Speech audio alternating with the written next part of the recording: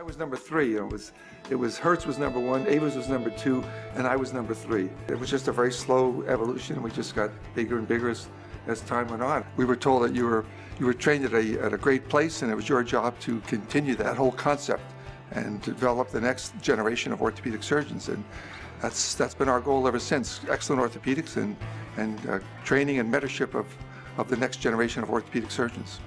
For me, it's a little bit more natural because I kind of grew up with it. It wasn't something that was, oh my gosh, Joe Zawadzki and Joe Letty and Mike Coyle and all these guys have this big orthopedic group. These were my dad's partners, and they all hung out together, and it was part of the group, and they had this residency program, and it was all very organic.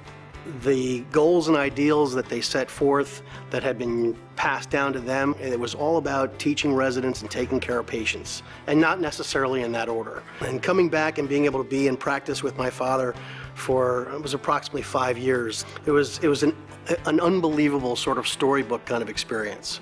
And I think when he was ready to retire, one of the nicest compliments I think I've ever been paid was when he said, when your son can do it as good or better than you can, you can leave the practice. One of the things Tim alluded to was the patient care aspect. Understand this group came from a general practice background. So we really emphasized the education and the teaching aspect, but also the direct patient care. It was never run like a big clinic.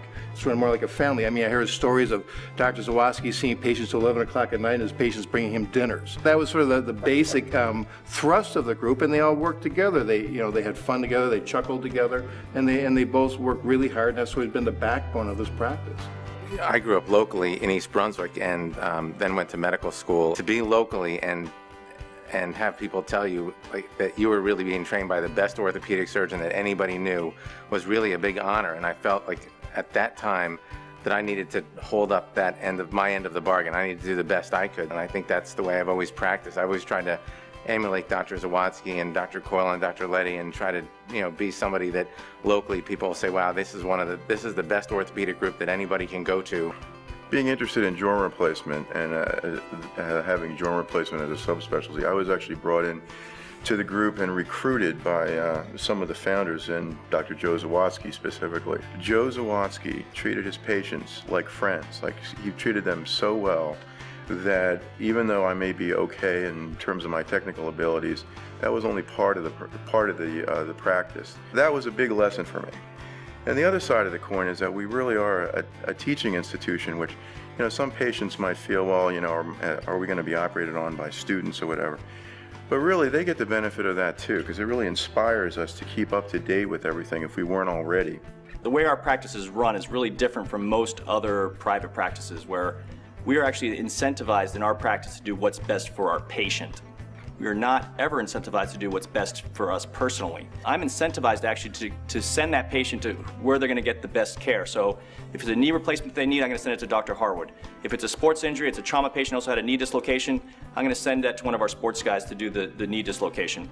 If it's a complicated elbow fracture, I'm going to call up one of our upper extremity specialists to come do that case with me in the operating room. So I think that is really what sets our practice apart in the end. Part of our practice that is unique is the patients that have followed us for years through a large series of orthopedic issues, and they've been cared for by multiple doctors in our practice because we have these different specialists available. When the patient calls, they have access to one doctor or every doctor, and we try to identify their needs right away, but if not, they can see one individual, and they also know that as soon as the problem is identified, they can be then referred to one of our subspecialists when the practice, which happens frequently. The first thing that strikes you when you meet any of these guys is that they are tremendous doctors.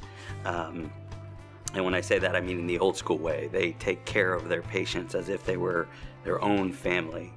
And that was very important to me. I didn't want to be part of one of these mega groups that you were just another number and they were just trying to crank out patients. With a group of 15 guys, there are 4 or 5 members in the American Orthopaedic Association, which is literally a list of who's who in the United States of orthopedic surgeons.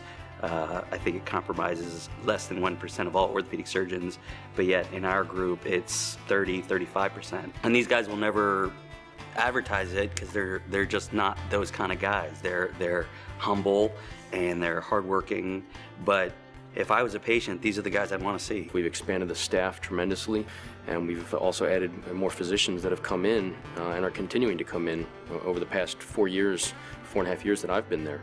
When we were looking for a new place for us to grow and to occupy, I think we really took into account what would service our patients the best.